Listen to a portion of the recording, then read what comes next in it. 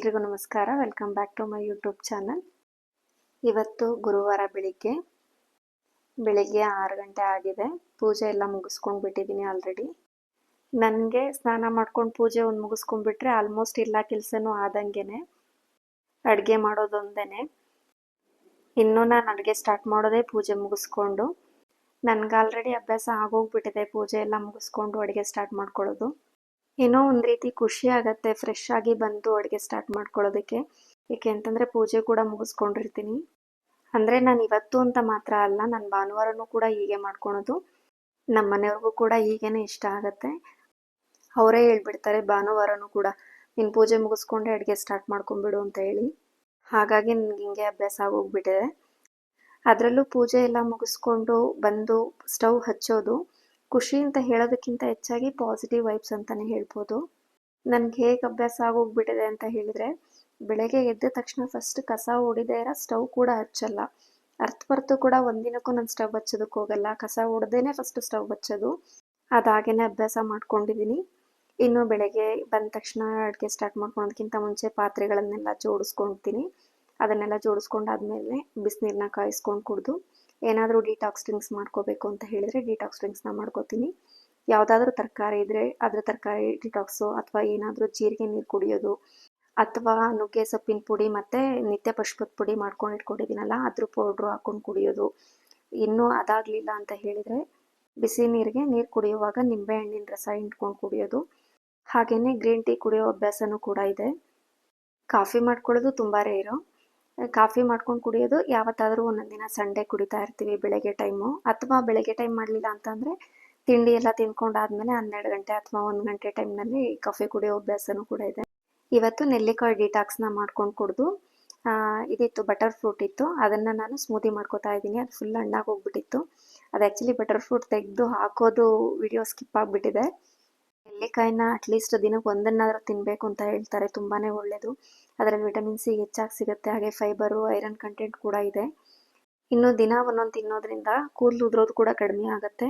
ಹಾಗೆ ಹೃದಯದ ಅಪಾಯದು ಕೂಡ ಕಡಿಮೆ ಆಗುತ್ತೆ. ಅಂದರೆ ಹೃದಯಕ್ಕೆ ಆಗೋವಂಥ ಅಪಾಯ ಕೂಡ ಕಡಿಮೆ ಇರುತ್ತೆ. ಹಾಗೆ ಸಕ್ಕರೆ ಕಾಯಿಲೆ ಇರೋರ್ಗಂತೂ ಇದು ತುಂಬಾ ಒಳ್ಳೆಯದು ನೆಲ್ಲಿಕಾಯಿ. ಹಾಗೆ ನಮ್ಮ ವೆಯ್ಟ್ ಮ್ಯಾನೇಜ್ಮೆಂಟ್ಗೂ ಕೂಡ ಇದು ಒಳ್ಳೆಯದು, ಡೈಜೆಷನ್ ಇಂಪ್ರೂವ್ ಆಗುತ್ತೆ. ಅಂದರೆ ಆಯುರ್ವೇದದಲ್ಲಿ ಈ ನೆಲ್ಲಿಕಾಯಿಗೆ ತಲೆಯಿಂದ ಪಾದದವರೆಗೂ ಕೂಡ ಇದ್ರ ಉಪಯೋಗ ಇದೆ ಅಂತ ಹೇಳಿದ್ದಾರೆ. ಹಾಗಾಗಿ ಇದು ತುಂಬಾ ಒಳ್ಳೆಯದು. ಇನ್ನು ಈ ಸ್ಮೂತಿಗೆ ನಾನು 1 ಬಟರ್ ಫ್ರೂಟು, ಹಾಗೆ 1 ಬಾಳೆಹಣ್ಣನ್ನು ಹಾಕ್ಕೊಂಡಿದ್ದೀನಿ. ನಂತರ 3 ಖರ್ಜೂರ, ಹಾಗೆ ಸ್ವಲ್ಪ ಉರಿಗಡಲೆನ ಸೇರಿಸ್ಕೊಂಡಿದ್ದೀನಿ. ನಂತರ ಸ್ವಲ್ಪ ದ್ರಾಕ್ಷಿ, ಹಾಗೆ ನೆನೆಸಿಟ್ಟಿರುವಂಥ ಬಾದಾಮಿನ ಸಿಪ್ಪೆ ತೆಗೆದು ಸೇರಿಸ್ಕೊಂಡಿದ್ದೀನಿ. ನಂತರ ಸ್ವಲ್ಪ ಹಾಲನ್ನು ಸೇರಿಸಿ ರುಬ್ಕೊಂಡಿದ್ದೀನಿ. ಹಾಗೆ ಅದಕ್ಕೆ 1-2 ಥರದ ಸೀಡ್ಸನ್ನು ಹಾಕ್ಕೊಂಡು ಅದಕ್ಕೆ ಅಗಸೆ ಬೀಜದ ಪೌಡ್ರ್ ಮಾಡಿಟ್ಕೊಂಡಿದ್ನಲ್ಲ ಅದನ್ನು ಕೂಡ ಹಾಕ್ಕೊಂಡು ರೆಡಿ ಮಾಡಿಕೊಂಡೆ. ಇನ್ನು ಇವತ್ತಿನ ತಿಂಡಿಗೆ ಅಂತ ಹೇಳಿ ನಾನು ಪುದೀನ ರೈಸ್ ಮಾಡ್ಕೋತಾ ಇದ್ದೀನಿ. ಪುದೀನ ರೈಸ್ಗೆ 2 ಈರುಳ್ಳಿ ಹಾಗೆ 1 ಟೊಮೊಟೊನ ತೊಗೊಂಡಿದ್ದೀನಿ. ಎರಡನ್ನೂ ಕೂಡ ಉದ್ದುದ್ದ ಕಟ್ ಮಾಡ್ಕೊತಾ ಇದ್ದೀನಿ. ನಂತರ ಒಂದು ಕುಕ್ಕರ್ಗೆ ಸ್ವಲ್ಪ ಎಣ್ಣೆನ ಹಾಕ್ಕೊಂಡು ಅದಕ್ಕೆ 1 ಪಲಾವ್ ಎಲೆ, ಹಾಗೆ ಸ್ವಲ್ಪ ಜೀರಿಗೆ, 2 ಇಂಚಷ್ಟು ಚಕ್ಕೆನ ತೊಗೊಂಡಿದ್ದೀನಿ. ಹಾಗೆ 1 ಮರಾಠ ಮೊಗ್ಗು, 1 ಲವಂಗ, 1 ಏಲಕ್ಕಿನ ಹಾಕೋತಾ ಇದ್ದೀನಿ.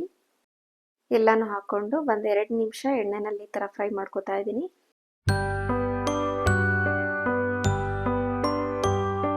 ನಂತರ ಇದಕ್ಕೆ ಹೆಚ್ಚಿಟ್ಕೊಂಡಿರೋಂಥ ಈರುಳ್ಳಿನೂ ಕೂಡ ಹಾಕ್ಕೊಂಡು ಸ್ವಲ್ಪ ಮಾಗಿಸ್ಕೊಂಡಾದ್ಮೇಲೆ ಅದಕ್ಕೆ ಹೆಚ್ಚಿಟ್ಟಿರುವಂಥ ಟೊಮೊಟೊನೂ ಕೂಡ ಹಾಕ್ಕೊಂಡು ಮಿಕ್ಸ್ ಮಾಡ್ಕೋತಾ ಇದ್ದೀನಿ.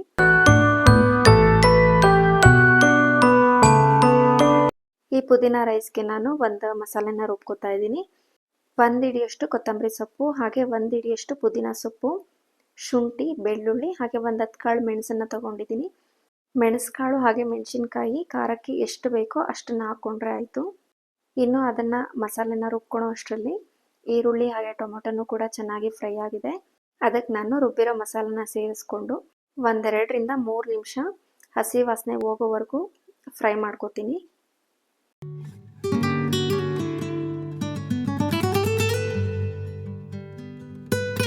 ನಂತರ ಇದಕ್ಕೆ 1/4 ಟೀ ಸ್ಪೂನ್ನಷ್ಟು ಅರಿಶಿನ, ಹಾಗೆ ಅರ್ಧ ಸ್ಪೂನ್ನಷ್ಟು ಧನಿಯಾ ಪುಡಿ, ಕೊತ್ತಂಬರಿ ಪುಡಿ, ಹಾಗೆ 1 ಸ್ಪೂನ್ನಷ್ಟು ಗರಂ ಮಸಾಲನೂ ಕೂಡ ಹಾಕ್ಕೊಂಡು ಫ್ರೈ ಮಾಡ್ಕೋತಾ ಇದ್ದೀನಿ.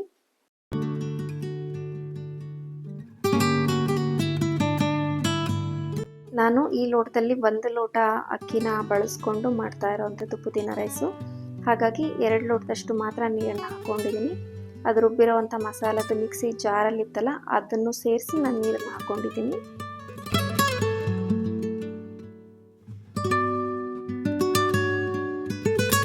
ತೊಳೆದಿಟ್ಟಿರೋ ಅಂಥ ಅಕ್ಕಿನೂ ಸೇರಿಸ್ಕೊಂಡು ಮಿಕ್ಸ್ ಮಾಡಿ ರುಚಿಗೆ ತಕ್ಕಂತೆ ಎಷ್ಟು ಬೇಕೋ ಅಷ್ಟು ಉಪ್ಪನ್ನು ಸೇರಿಸಿ ಲಿಡ್ ಕ್ಲೋಸ್ ಮಾಡಿದರೆ 2 ವಿಷಲ್ನ ಕೂಗಿಸ್ಕೊತೀನಿ ಅಷ್ಟೇ. ಹಾಗೆ ಇದಕ್ಕೆ ತುಪ್ಪದಲ್ಲಿ ಗೋಡಂಬಿನ ಹುರ್ಕೊಂಡು ಹಾಕೋತಾ ಇದೀನಿ ಲಾಸ್ಟಿಗೆ. ಅದು ಟೇಸ್ಟ್ ತುಂಬ ಚೆನ್ನಾಗಿರುತ್ತೆ. ತುಪ್ಪದಲ್ಲಿ ಹುರಿದು ಈ ಥರ ಗೋಡಂಬಿ ಹಾಕೋದ್ರಿಂದ ಮಧ್ಯದಲ್ಲಿ ಒಂದೊಂದು ಗೋಡಂಬಿ ಸಿಕ್ಕಿದ್ರೆ ಟೇಸ್ಟ್ ತುಂಬ ಚೆನ್ನಾಗಿರುತ್ತೆ. ಹಾಗಾಗಿ ನಾನು ಗೋಡಂಬಿನ ಹುರ್ಕೊಂಡು ಹಾಕೋತಾ ಇದ್ದೀನಿ ಇದಕ್ಕೆ. ನೋಡ್ತಾ ಇರ್ಬೋದು 2 ವಿಷಲ್ ಅಷ್ಟೇ ಕುಗ್ಸಿರೋದು. ತುಂಬ ಚೆನ್ನಾಗಿ ಬಂದಿದೆ ಅನ್ನ. ಪುದೀನ ಸೊಪ್ಪಿದ್ದಾಗ ನಾನು ಈ ರೀತಿ ಮಾಡ್ಕೋತಾ ಇರ್ತೀನಿ. ತುಂಬಾ ಚೆನ್ನಾಗಿರುತ್ತೆ. ಬಾಕ್ಸ್ಗೂ ಕೂಡ ಕೊಟ್ಟು ಕಳಿಸ್ಬೋದು, ಹಾಗಾಗಿ ಮಾಡ್ತಾ ಇರ್ತೀನಿ.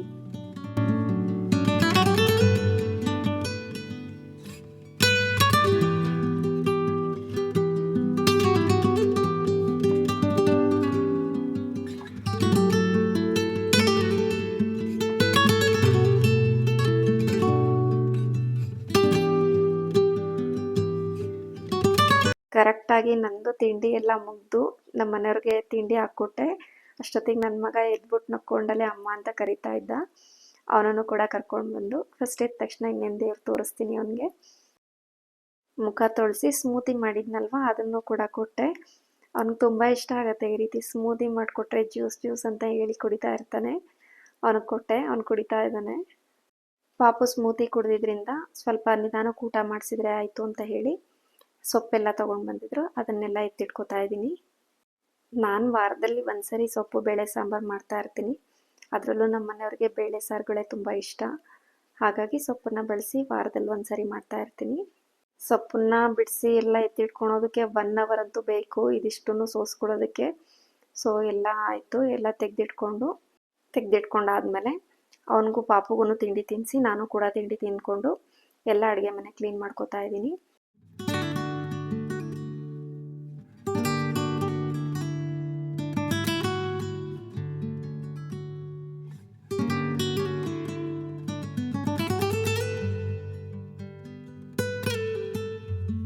ಕರೆಕ್ಟಾಗಿ ಇನ್ನೆಲ್ಲ ಅಡುಗೆ ಮನೆಯೆಲ್ಲ ಕ್ಲೀನ್ ಮಾಡಿಕೊಂಡೆ ಅನ್ನೋ ಅಷ್ಟರಲ್ಲಿ ಪಾಪುಗೂ ಕೂಡ ತುಂಬ ನಿದ್ದೆ ಬಂದಿತ್ತು.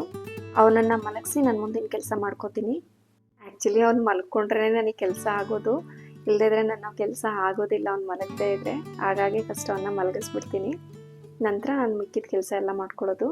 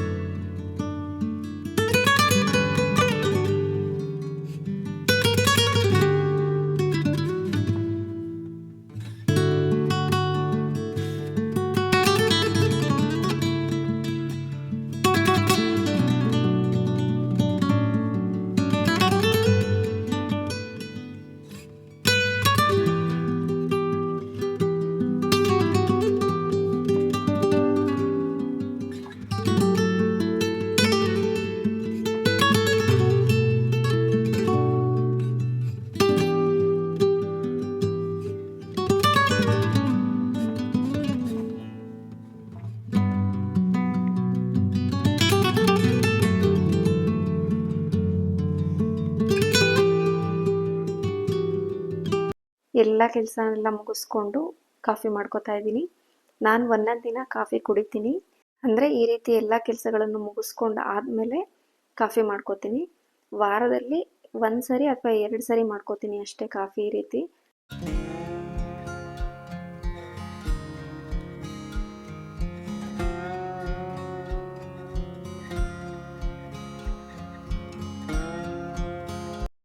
ಕಾಫಿನ ಕುಡಿದು ಇನ್ನು ರಾತ್ರಿ ಊಟಕ್ಕೆ ಅವ್ನು ಎದ್ದಳದ್ರೊಳಗಡೆ ರೆಡಿ ಮಾಡಬೇಕು. ಹಾಗಾಗಿ ರೊಟ್ಟಿ ಮಾಡಿಡ್ತಾ ಇದ್ದೀನಿ. ಹಾಗೆ ಇದಕ್ಕೆ ಒಂದು ಪಲ್ಯನೂ ಕೂಡ ಮಾಡ್ಕೋತಾ ಇದ್ದೀನಿ, ಬದನೆಕಾಯಿ ಪಲ್ಯ. ನಾನು ಅದನ್ನು ಬದನೆಕಾಯಿ ಪಲ್ಯನ ತುಂಬ ಈಸಿಯಾಗಿ ಮಾಡ್ತೀನಿ. ಅಂದರೆ ತುಂಬ ಟೈಮ್ ಹಿಡಿಯಲ್ಲ, 10 ನಿಮಿಷ ಟೈಮ್ ಹಿಡಿಯೋದಷ್ಟೇ. ಅದಕ್ಕೆಲ್ಲನೂ ಹಾಕಿ ಒಂದೇ ವಿಷಲ್ ಕೂಗಿಸಿದ್ರೆ ಅದು ಬದನೆಕಾಯಿ ಪಲ್ಯ ರೆಡಿಯಾಗಿ ಹೋಗ್ಬಿಡುತ್ತೆ. ನಾನು ಯಾವಾಗಲೂ ಬದನೆಕಾಯಿ ಪಲ್ಯ ಹಾಗೇ ಮಾಡ್ಕೊಳ್ಳೋದು. ತುಂಬ ಟೇಸ್ಟಿಯಾಗಿಯೂ ಇರುತ್ತೆ, ಹಾಗೆ ಬೇಗನೂ ಕೂಡ ಆಗೋಗ್ಬಿಡುತ್ತೆ. ರೊಟ್ಟಿ ಎಲ್ಲ ಮಾಡಿ ತೆಗೆದಿಟ್ಟು ಪಲ್ಯಕ್ಕೆ ರೆಡಿ ಮಾಡ್ಕೊತಾ ಇದ್ದೀನಿ. ಬದನೆಕಾಯಿನೆಲ್ಲ ಈ ರೀತಿ ಹೆಚ್ಕೊತಾ ಇದ್ದೀನಿ. ಹೆಚ್ಕೊಂಡೆಲ್ಲ ಆದಮೇಲೆ ಅದನ್ನು ನಾನು ಅದಕ್ಕೆ ಕಂದಲಾಗುತ್ತೆ ಅಂತ ಹೇಳಿ ಸ್ವಲ್ಪ ಅರಿಶಿನ ಹಾಗೆ ಸ್ವಲ್ಪ ಉಪ್ಪನ್ನು ಹಾಕಿ ನೀರು ರೆಡಿ ಮಾಡಿ ಇಟ್ಕೊಂಡಿದ್ದೀನಿ. ಅದಕ್ಕೆ ಹೆಚ್ಚಿ ಹಾಕ್ತಾ ಇದ್ದೀನಿ. ಅದೇ ನೀರಿನಲ್ಲಿ ಆ ಬದನೆಕಾಯಿನೆಲ್ಲ ತೊಳೆದು ಒಂದು ಕುಕ್ಕರ್ಗೆ ಹಾಕೋತಾ ಇದ್ದೀನಿ. ಇದಕ್ಕೆ ನಾನು ಒಂದು ಡ್ರಾಪ್ ಕೂಡ ಎಣ್ಣೆನ ಬಳಸ್ತಾ ಇಲ್ಲ. ಅಂದರೆ ಈ ಬದನೆಕಾಯಿ ಹಾಕೋದಕ್ಕಿಂತ ಮುಂಚೆ ಕುಕ್ಕರ್ ತಳದಲ್ಲಿ ಸ್ವಲ್ಪ ಎಣ್ಣೆನ ಹಾಕ್ಕೊಂಡು ಈ ಬದನೆಕಾಯಿನೆಲ್ಲ ಹಾಕೋಬೋದು. ಬಟ್ ನಾನು ಎಣ್ಣೆ ಹಾಕ್ತಾ ಇಲ್ಲ, ನಮ್ಗೆ ಹಂಗೇ ಚೆನ್ನಾಗಿರುತ್ತೆ. ಅಥವಾ ಪಲ್ಯ ಎಲ್ಲ ಮಾಡಿ ಲಾಸ್ಟ್ಗೆ ಒಗ್ಗರಣೆ ಕೊಡ್ತೀವಿ ಅಂತಂದ್ರೂ ಕೂಡ ಒಗ್ಗರಣೆ ಕೊಡ್ಬೋದು. ನಾನು ಹಾಗೆ ಮಾಡಲ್ಲ ಅಷ್ಟೇ. ಇದಕ್ಕೆ ಖಾರಕ್ಕೆ ತಕ್ಕಂತೆ ಮೆಣಸಿನ್ಕಾಯಿನ ಹಾಕಿ ಈರುಳ್ಳಿ ಒಂದೆರಡನ್ನ ಕಟ್ ಮಾಡ್ಕೊಂಡಿದ್ದೀನಿ, ಅದನ್ನು ಹಾಕ್ಕೊಂಡಿದ್ದೀನಿ. ನಂತರ 1 ಕಪ್ನಷ್ಟು ತೆಂಗಿನಕಾಯಿ ತುರಿ, ಹಾಗೆ 1-2 ಸ್ಪೂನ್ನಷ್ಟು ಸಾಂಬಾರು ಪುಡಿ, ಹಾಗೆ 1-2 ಸ್ಪೂನ್ನಷ್ಟು ಉಚ್ಚೆಳ್ಳು ಪೌಡರ್ ಅಂತ ಹೇಳ್ತೀವಲ್ವ, ಅದನ್ನು ಕೂಡ ಹಾಕ್ಕೊಂಡು ಎಲ್ಲ ಚೆನ್ನಾಗಿ ಮಿಕ್ಸ್ ಮಾಡ್ತಾ ಇದ್ದೀನಿ. ನಂತರ 1 ಸ್ಪೂನ್ನಷ್ಟು ಶೇಂಗಾ ಬೀಜದ ಪೌಡ್ರು, ಹಾಗೆ 1 ಸ್ಪೂನ್ನಷ್ಟು ಎಳ್ಳು ಪೌಡ್ರು. ಎಳ್ಳನ್ನು ನಾನು ಹುರ್ಕೊಂಡು ಪೌಡ್ರು ಮಾಡಿ ಇಟ್ಕೊಂಡಿದ್ದೀನಿ. ಆ ಪೌಡ್ರನ್ನ 1 ಸ್ಪೂನ್ ಹಾಕ್ಕೊಂಡಿದ್ದೀನಿ. ಹಾಗೆ ರುಚಿಗೆ ತಕ್ಕಂತೆ ಉಪ್ಪನ್ನು ಹಾಕಿ ಸ್ವಲ್ಪ ಹುಣಸೆ ರಸನ ಸೇರಿಸಿ ಎಷ್ಟು ಬೇಕೋ ಅಷ್ಟು ಸ್ವಲ್ಪ ನೀರನ್ನು ಹಾಕ್ಕೊಂಡು ರುಚಿಗೆ ಸ್ವಲ್ಪ ಬೆಲ್ಲನ ಹಾಕ್ಕೋತಾ ಇದ್ದೀನಿ ನಾನು. ಬೆಲ್ಲನ ನಾನು ಆಲ್ಮೋಸ್ಟ್ ಕೆಲವೊಂದು ಪಲ್ಯಗಳಿಗೆ ಬಳಸ್ತಾ ಇರ್ತೀನಿ. ಬೇಕು ಅಂದರೆ ಹಾಕ್ಬೋದು, ಬೇಡ ಅಂದರೆ ಸ್ಕಿಪ್ ಕೂಡ ಮಾಡ್ಬೋದು. ಈಗ 1 ವಿಷಲ್ ಕೂಗಿಸಿದ್ರೆ ಪಲ್ಯ ತುಂಬ ಚೆನ್ನಾಗಿ ರೆಡಿ ಆಗುತ್ತೆ. ಇದು ನೋಡೋದಕ್ಕೆ ಸ್ವಲ್ಪ ತೆಳು ಅಂತ ಅನಿಸುತ್ತೆ, ಬಟ್ ಆಮೇಲೆ ಇದು ಆರಿ ತಣ್ಣಗಾದ್ಮೇಲೆ ಅದು ಕರೆಕ್ಟ್ ಥಿಕ್ನೆಸ್ ಬಂದಿರುತ್ತೆ. ತುಂಬ ಚೆನ್ನಾಗಿರುತ್ತೆ ರೊಟ್ಟಿಗೆ ಮಾತ್ರ. ಹಾಗೆ ಇದಾಗಿತ್ತು ನನ್ನ ಇವತ್ತಿನ ವ್ಲಾಗ್. ಯಾರಿಗೆಲ್ಲ ಇಷ್ಟ ಆಗಿದೆ ಪ್ಲೀಸ್ ಲೈಕ್ ಮಾಡಿ, ಹಾಗೆ ಕಮೆಂಟ್ ಮಾಡಿ. ಇನ್ನು ಯಾರೆಲ್ಲ ನನ್ನ ಚಾನಲ್ನ ಸಬ್ಸ್ಕ್ರೈಬ್ ಮಾಡ್ಕೊಂಡಿಲ್ಲ ದಯವಿಟ್ಟು ಸಬ್ಸ್ಕ್ರೈಬ್ ಮಾಡ್ಕೊಂಡು ನೋಡಿ. Thank you.